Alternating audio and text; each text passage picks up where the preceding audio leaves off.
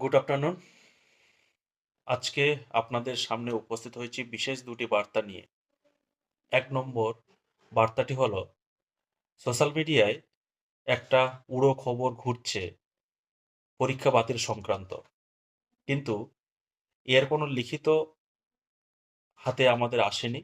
কিন্তু আপনাদের আমরা আশ্বস্ত করছি বঞ্চিত ফ্রেশার্সদের তরফ থেকে, যদি এরকম কোনো কেস ফাইল হয়েও থাকে, আপনাদের আমরা কখনো চাই না পরীক্ষা বাতিল হোক।